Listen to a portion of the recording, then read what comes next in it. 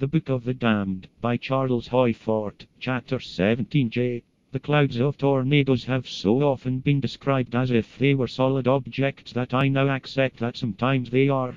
That some so-called tornadoes are objects hurtling through this Earth's atmosphere, not only generating disturbances by their suctions, but crushing, with their bulk, all things in their way, rising and falling and finally disappearing, demonstrating that gravitation is not the power the primitives think it is. If an object moving at relatively low velocity be not pulled to this Earth, or being so momentarily affected, bounds away. In Finley's reports on the character of 600 tornadoes, very suggestive bits of description occur. Cloud bounded along the Earth like a ball. Or that it was no meteorological phenomenon, but something very much like a huge solid ball that was bounding along, crushing and carrying with it everything within its field. Cloud bounded along, coming to the Earth every 800 or 1000 yards. Here's an interesting bit that I got somewhere else.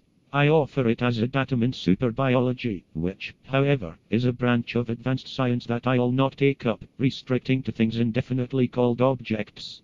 The tornado came reeling, jumping, whirling like a great green snake, darting out a score of glistening fangs. Though it's interesting, I think that's sensational, myself. It may be that vast green snakes sometimes rush past this Earth, taking a swift bite wherever they can, but, as I say, that's a superbiologic phenomenon. Finley gives dozens of instances of tornado clouds that seem to me more like solid things swathed in clouds than clouds. He notes that, in the tornado at Americus, Georgia, July 18, 1881, a strange sulphurous vapor was emitted from the cloud. In many instances, objects, or meteoritic stones, that have come from this Earth's externality, have had a sulphurous odor. Why a wind effect should be sulphurous is not clear.